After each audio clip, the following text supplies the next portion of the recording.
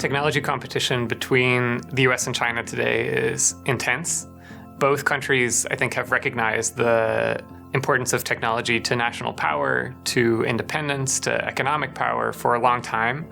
And China, especially in the last few decades, has been doubling down on trying to build up its technology ecosystem, and its growth is very fast. The United States has long had a lead, but China is definitely growing fast and catching up quickly.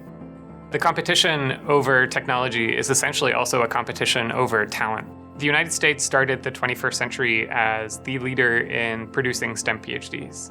It graduated about 20,000 STEM PhDs a year, and that number has been steadily increasing since then. And projecting that forward to 2025, based on enrollment numbers we're seeing today, that'll be about 40,000.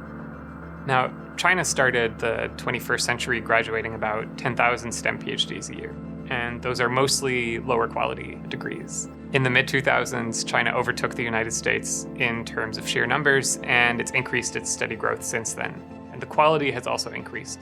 Projecting forward to 2025, China will be graduating nearly 80,000 STEM PhDs compared to the United States' 40,000, so nearly double.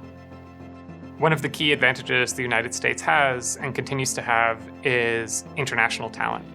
When you look at those STEM PhD numbers for the United States, about 40% of STEM PhD graduates from US universities are international students. And that's been true for the last few decades.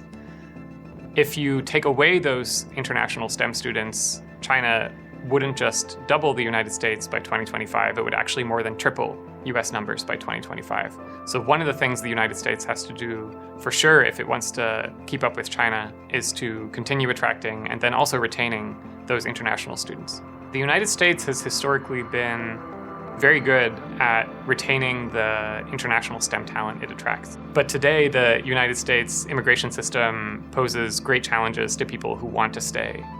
Backlogs have been increasing rapidly for several years. Today, more than 1.2 million people who have already gotten their green card applications approved are still waiting to receive their green cards, and may be waiting, in the case of Indian STEM PhD graduates, for example, for up to 80 years unless immigration reforms are made. We have a good sense that if the United States does become more open, it will attract many of the world's top scientists and engineers.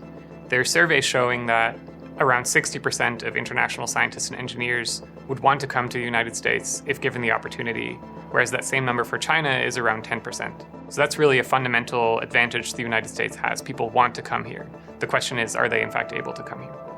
Talent competition is a national security competition. National security today relies not just on military power, but also on economic power.